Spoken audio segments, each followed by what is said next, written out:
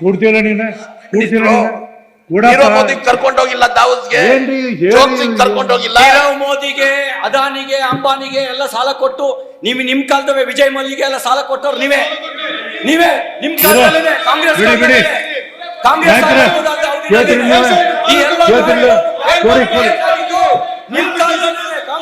One of the finest answer you can give. ನೀವು ಪ್ರಶ್ನೆ ನಮಗೆ ಕೇಳಿ ಉತ್ತರ ಈ ತರ ಮಾತಾಡಿ. ಪ್ರಶ್ನೆ ನಮಗೆ ಕೇಳೋದು, ಉತ್ತರ ಈ ತರ ಮಾತಾಡೋದು. ಸರ್ ಒಂದ್ ನಿಮಿಷ ಕೂತ್ಕೊಳ್ಳಿ ಸರ್. ಎರಡು ಪ್ರಶ್ನೆ ಇದೆ ಸರ್. ಅಲ್ಲಲ್ಲ ಒಂದ್ ನಿಮಿಷ. ಒಂದು ರವಿ ಅವರು 2 ಪ್ರಶ್ನೆ ಹೇಳಿದ್ದಾರೆ. ಒಂದು ರೈಟ್ ಆಫ್ ಬಗ್ಗೆ, ವೇ ಆಫ್ ಬಗ್ಗೆ ಡಿಫರೆನ್ಸಿಯೇಷನ್ ಹೇಳಿದ್ರು.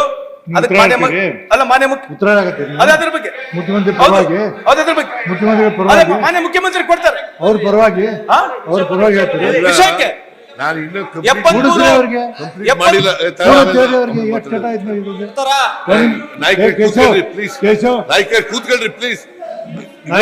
ಅವ್ರು ಕರ್ದೀನಿ ಒಂದ್ ಸೆಕೆಂಡ್ ಅವ್ರು ಕರ್ದೀನಿ. ಆಮೇಲೆ ನನಗೆ ಅವಕಾಶ ಕೊಡಿ. ಹೇಳಿ ಒಂದ್ ನಿಮಿಷ ಕೊಡ್ತೀನಿ. ನೀವು ಮಂತ್ರಿಗಳು ಯಾಕೆ ಜಿಗ್ದಾಡ್ತೀವಿ? ಆಯ್ತು ಹೇಳ್ತೀನಿ ಕೊಡ್ರಿ. ಆಯ್ತು ಹೇಳಿ. ರವಿ ಅವರು ನೋಡಿ ನಾಯಕರೇ ಕೊಡ್ತೀನಿ. ಇವ್ರು ಏನು ಮನ್ನಾ ಮಾಡೋದು ಇನ್ಕಂಪ್ಲೀಟ್ ಆಗುತ್ತೆ ಹೇಳ್ತಾರೆ. ರೈಟ್ ಆಫ್ ಮಾಡೋದು ಬೇರೆ. ಮಾತಾಡಿ.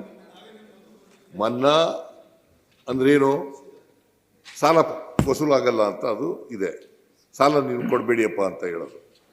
ಮನ್ನಾ ಮಾಡಿಬಿಟ್ಟಿದ್ದೀವಿ, ಮಾಡಬೇಡಿ ಅಂತ. ವಸೂಲು ಮಾಡೋಕ್ಕಾಗಲ್ಲ ಅಂತ ಅನ್ನೋದೇನು? ರೈಟ್ ಆಫ್ ಮಾಡೋದು. ವಸೂಲು ಮಾಡೋಕ್ಕಾಗಲ್ಲ, ಅದು ಮನ್ನನೇ. ರೈಟ್ ಆಫ್ ಅಂತಂದ್ರು ಮನ್ನನೇ.